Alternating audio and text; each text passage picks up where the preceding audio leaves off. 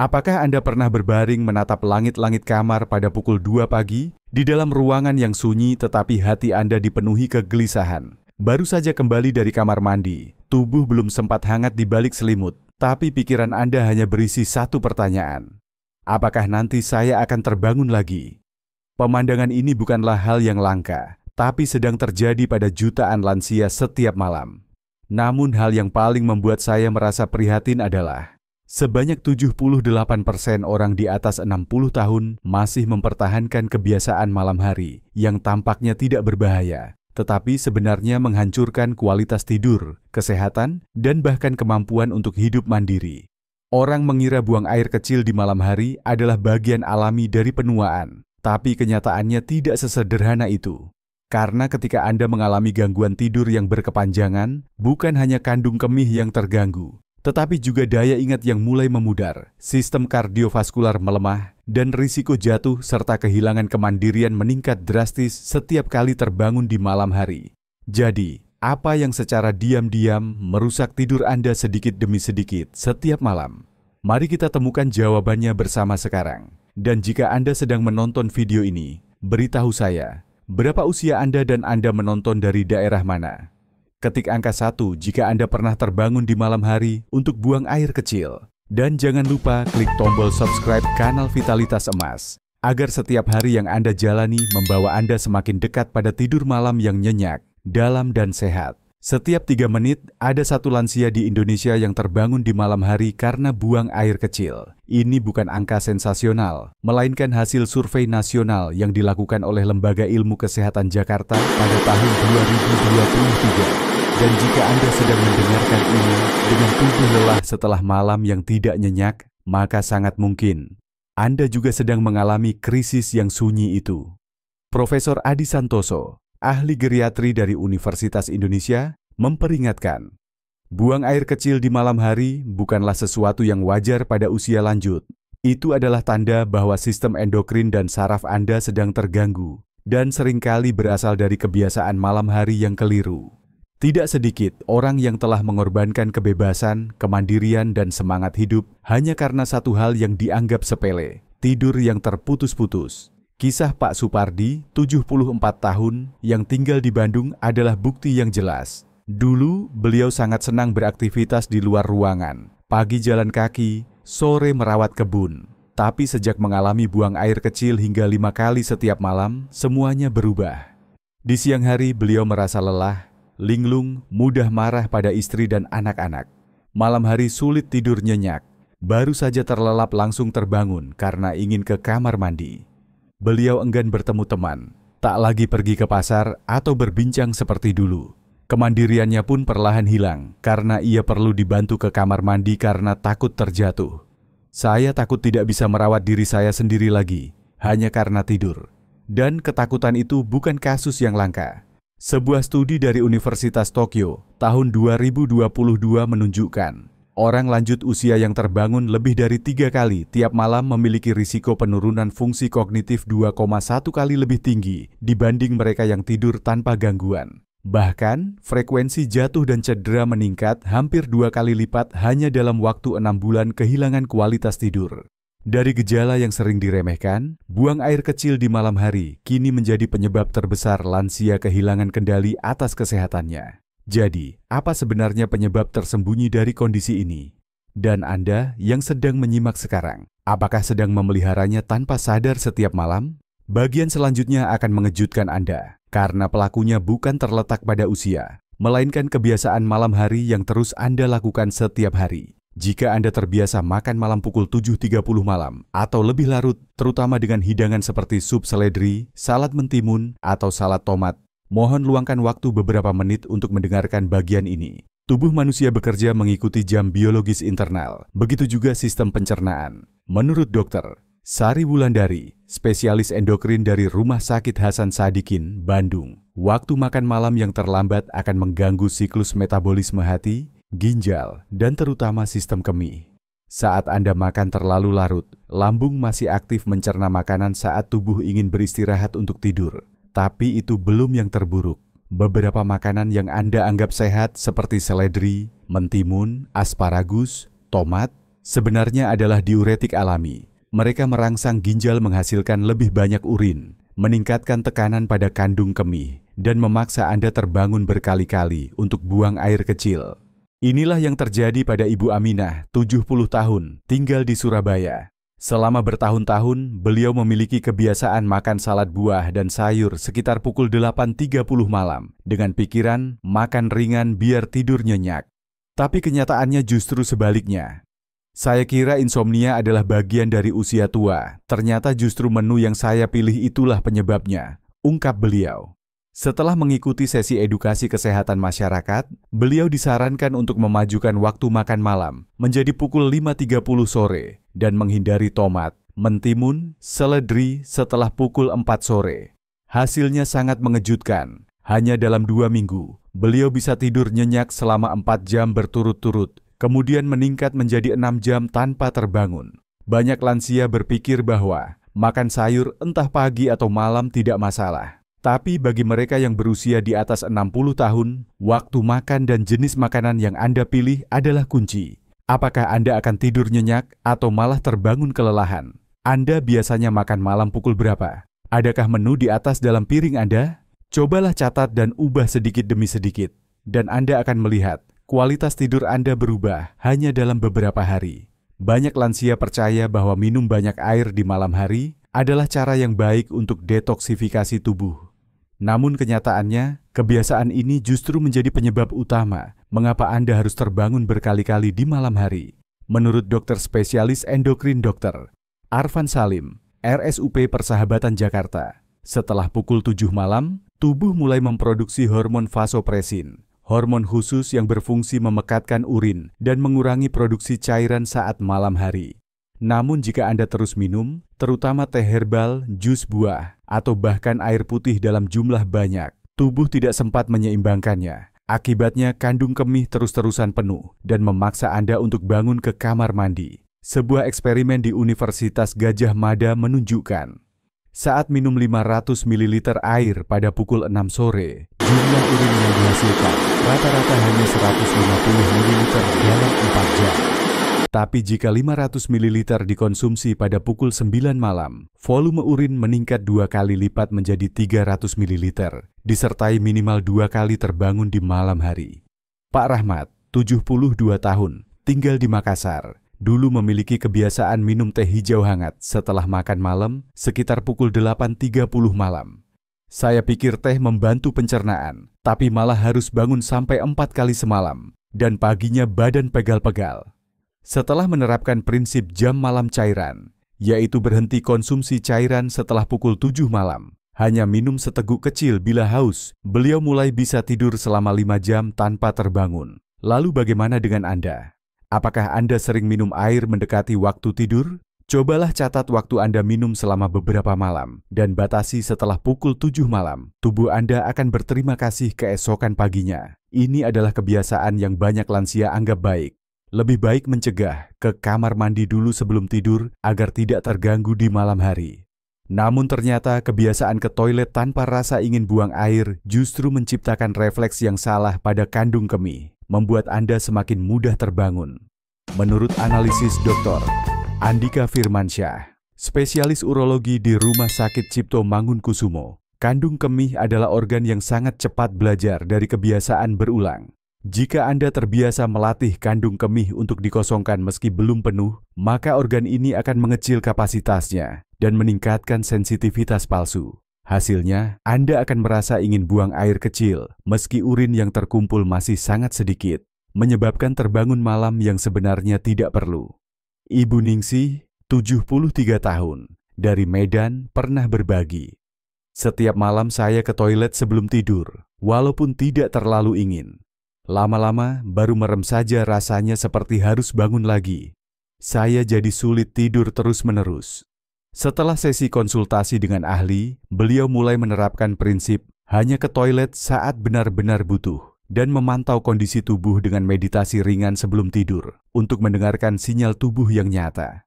Hanya dalam waktu lebih dari seminggu, beliau sudah bisa tidur selama 5 jam tanpa terbangun. Sesuatu yang dulu beliau kira sudah mustahil terjadi. Coba tanyakan pada diri sendiri, apakah Anda masih mempertahankan Ritual jaga-jaga itu setiap malam? Apakah rasa ingin buang air itu nyata, atau hanya karena kebiasaan? Kandung kemih yang sehat adalah kandung kemih yang tahu menunggu hingga benar-benar perlu. Dan tidur nyenyak hanya bisa kembali jika Anda berani mengubah hal-hal yang paling kecil. Jika Anda sudah berusaha untuk tidak minum air terlalu malam, tidak makan terlalu larut, tidak ke toilet jaga-jaga, tapi tetap terbangun berkali-kali di malam hari, cobalah perhatikan kembali posisi tidur dan bantal yang Anda gunakan. Tidak semua orang tahu bahwa posisi tidur dan cara meletakkan bantal bisa langsung memengaruhi kandung kemih, sirkulasi darah, dan sistem saraf yang mengatur buang air. Menurut Dr.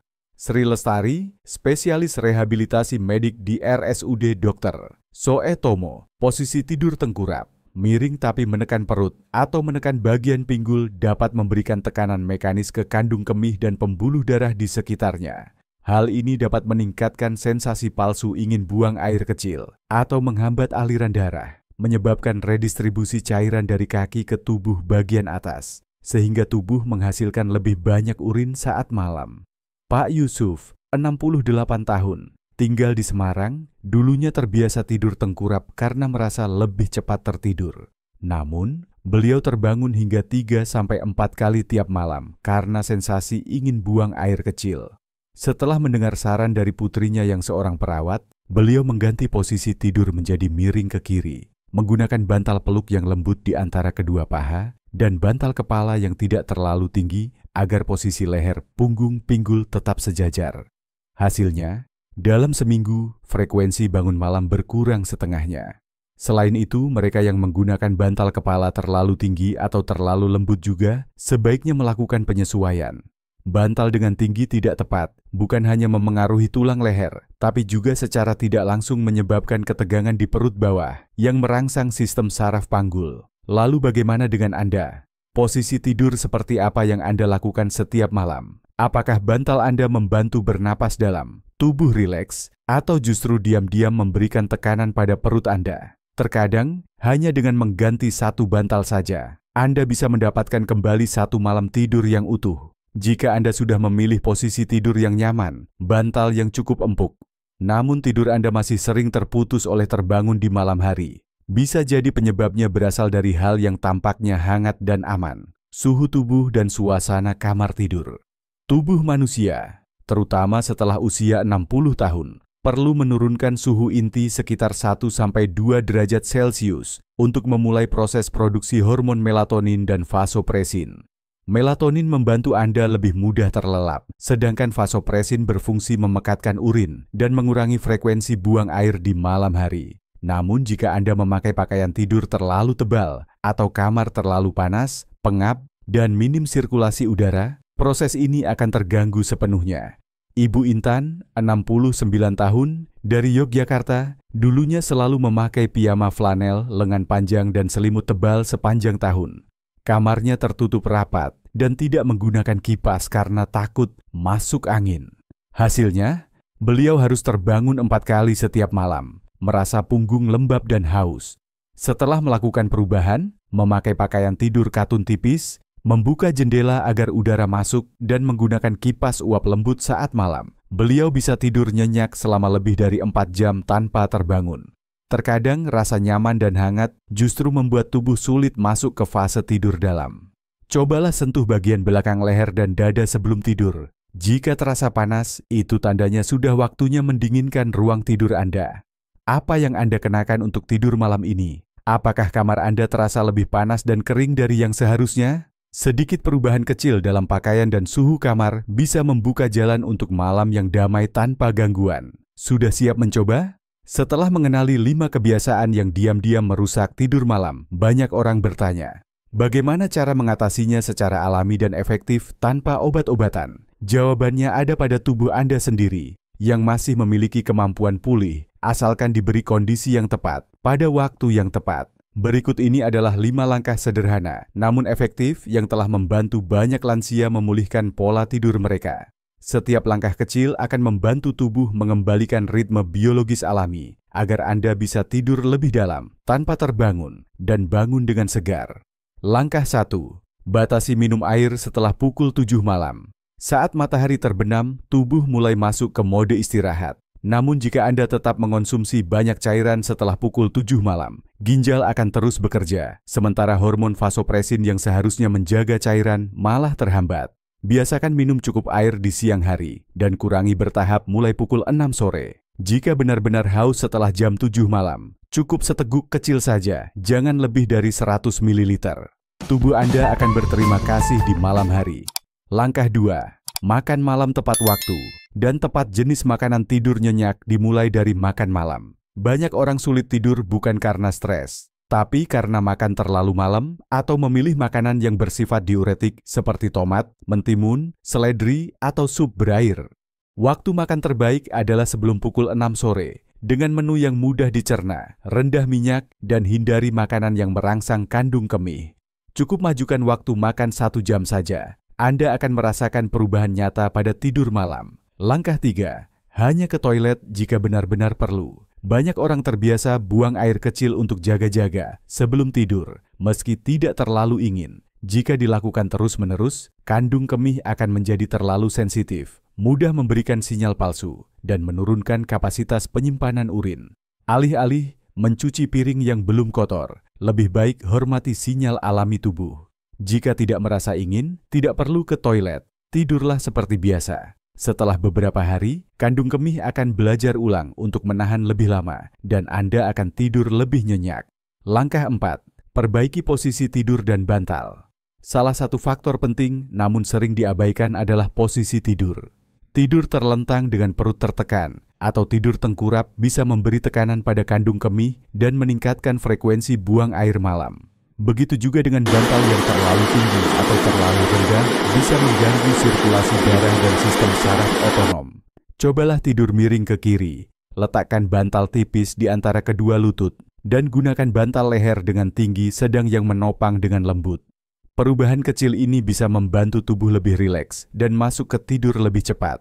Langkah 5. Jaga suhu kamar tetap sejuk, pakaian tidur yang ringan. Akhirnya, bantu tubuh menurunkan suhu secara alami di malam hari. Ini adalah syarat utama untuk mengaktifkan melatonin dan vasopresin. Jangan biarkan kamar terlalu panas atau pakaian terlalu tebal membuat gerah. Jika Anda memakai AC, jaga suhu sekitar 18–20 derajat Celcius. Jika tidak, gunakan kipas angin lembut dan pakaian tidur katun tipis yang menyerap keringat dengan baik. Rasa sejuk alami akan membantu tubuh lebih cepat tertidur dan mengurangi buang air malam secara signifikan. Tahapan pemulihan tidur malam. Minggu 1. Tubuh mulai beradaptasi. Sinyal palsu dan frekuensi buang air berkurang. Minggu 2. Frekuensi terbangun di malam hari turun 30–40%. Minggu 3. Mulai bisa tidur dalam rentang waktu panjang tanpa terputus. Minggu 4. Bisa tidur 4–6 jam non-stop tanpa rasa lelah di pagi hari. Tidur nyenyak adalah hadiah paling berharga di usia senja, dan Anda sepenuhnya bisa merebut kembali hadiah itu tanpa obat. Cukup dengan mengubah kebiasaan kecil mulai malam ini. Apakah Anda siap mencoba 5 langkah ini? Jika ya, tinggalkan komentar agar saya bisa menemani Anda dalam perjalanan ini. Para bapak dan ibu yang saya hormati, keajaiban tubuh lansia bukan terletak pada usianya, melainkan pada kemampuannya untuk pulih selama kita tahu cara mendengarkan dan menyesuaikan diri pada waktu yang tepat. Pak Supardi, yang dulu harus bangun 5 kali setiap malam karena sering buang air kecil, kini bisa tidur nyenyak selama 5 jam tanpa terputus. Bangun pagi dengan ringan, berjalan-jalan bersama cucu di taman, sarapan, dan mengobrol tanpa tampak kelelahan sedikit pun. Beliau berkata, "Saya kira saya butuh obat, tapi ternyata hanya dengan mengubah beberapa kebiasaan kecil, hidup saya berubah total." Tidur malam yang nyenyak di usia senja seharusnya bukanlah barang mewah dan tidak perlu menjadi hadiah yang hanya bisa didapat dengan bantuan obat-obatan. Itu adalah hak alami tubuh. Waktu di mana tubuh memulihkan diri, otak menyusun kembali ingatan, dan menjadi pondasi untuk kejernihan pikiran, kemandirian, dan kebahagiaan di masa tua. Dan semua yang baru saja Anda dengarkan, bukan sekadar tips, bukan pula rahasia turun-temurun. Ini adalah hal-hal yang telah terbukti, baik secara ilmiah maupun melalui pengalaman nyata. Selama Anda bersabar dan konsisten, tubuh Anda akan merespons. Anda tidak perlu menerima insomnia sebagai takdir dari usia lanjut. Anda pantas mendapatkan tidur yang utuh setiap malam. mulailah malam ini dan ambil kembali kendali atas tidur Anda.